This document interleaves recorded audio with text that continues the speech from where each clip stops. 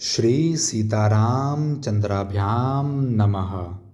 अयोध्याकांड 65वां सर्ग। वंदीजनों का स्तुति पाठ। राजा दशरथ को दिवंगत हुआ जान उनकी रानियों का करुण विलाप। तदंतर रात बीतने पर दूसरे दिन सवेरे ही वंदीजन राजमहल में उपस्थित हुए। व्याकरण ज्ञान से संपन्न सूत, उत्तम रूप से वंश परंपरा का श्रवण कराने वाले मागध और संगीत शास्त्र का अनुशीलन करने वाले गायक अपने अपने मार्ग के अनुसार पृथक पृथक यशोगान करते हुए वहां आए। उच्च स्वर से आशीर्वाद देते हुए राजा की स्तुति करने वाले उन सूत, मागध आदि का शब्द राजमहलों के भीतरी भाग में फैलकर गूंजने लगा। वे सूतगण स्तुति कर रहे थे। इतने ही में पाणी वादक वहां आए और राजाओं के बीते हुए अद्भुत कर्मों का बखान करते हुए ताल गति के अनुसार तालियां बजाने लगे।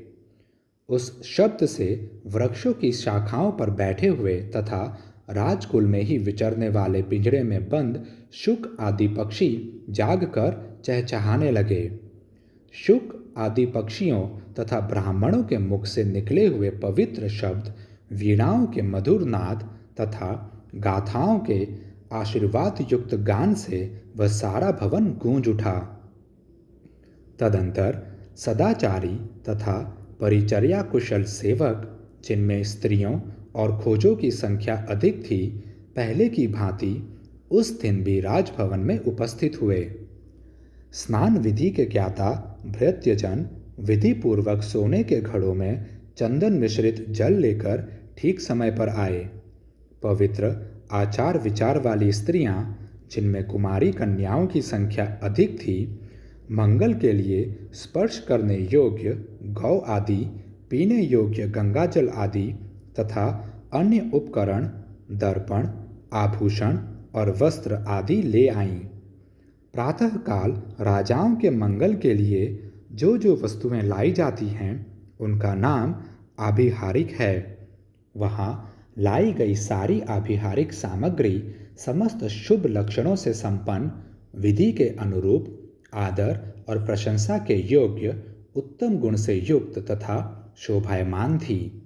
सूर्योदय होने तक राजा की सेवा के लिए उत्सुक हुआ सारा परिजन वर्ग वहां आकर खड़ा हो गया। जब उस समय तक राजा बाहर नहीं निकले, तब सबके मन में यह शंका हो गई कि महाराज के न आने का क्या कारण हो सकता है। तदंतर जो कौशल नरेश दशरथ के समीप रहने वाली स्त्रियां थीं, वे उनकी शैया के पास जाकर अपने स्वामी को जगाने लगीं। वे स्त्रियां उनका स्पर्श आदि करने के योग्य थीं, अतः विनीत भाव से युक्तिपूर्वक उन्होंने उनकी शैया का स्पर्श किया। स्पर्श करके भी वे उनमें जीवन का कोई चिन्ह नहीं पा सकीं। सोए हुए पुरुष की जैसी स्थिति होती है, उसको भी वे स्त्रियां अच्छी तरह समझती थीं, अतः उन्होंने हृदय एवं हाथ के मूल भाग में चलने वाली नाड़ियों को भी परीक्षा की, किंतु वहां भी कोई चेष्टा नहीं प्रतीत हुई। फिर तो वे कांप उठी। उनके मन में राजा के प्राणों के निकल जाने की आशंका हो गई। वे जल के प्रवाह के सम्मुख पड़े हुए तिनकों के अग्रभाग की भांति कांपती हुई प्रतीत होने लगीं। संशय में पड़ी हुई उन स्त्रियों को राजा की ओर देखकर उनकी मृत्यु के विषय में जो शंका हुई थी, उसका उस समय उन्हें पूरा निश्चय हो गया।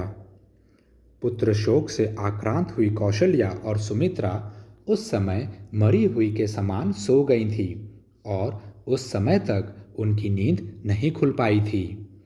सोई हुई कौशल्या श्रीहीन हो गई थी। उनके शरीर का रंग बदल गया था। वे शोक से पराजित एवं पीड़ित हो अंधकार से आच्छादित हुई तारिका के समान शोभा नहीं पा रही थी।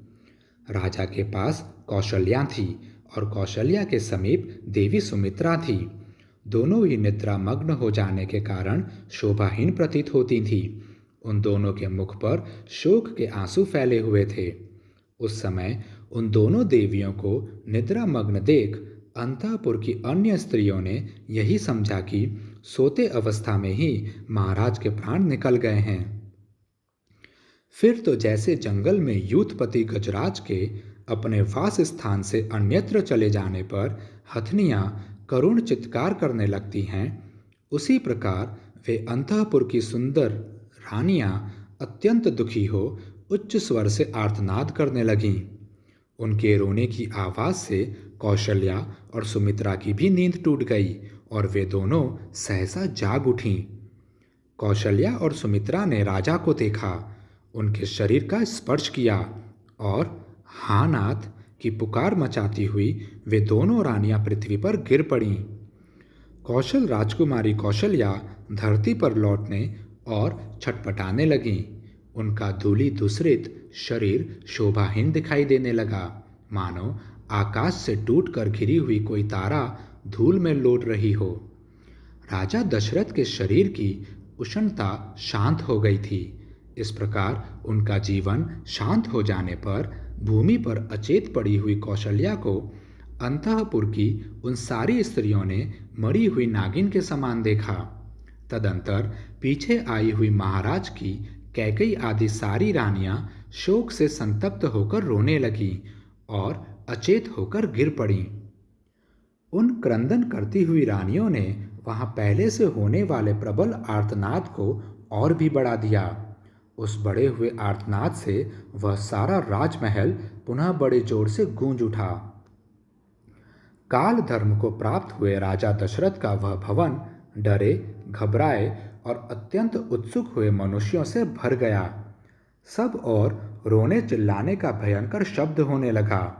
वहां राजा के सभी बंधु बांधव शोक संताप से पीड़ित होकर जुट गए।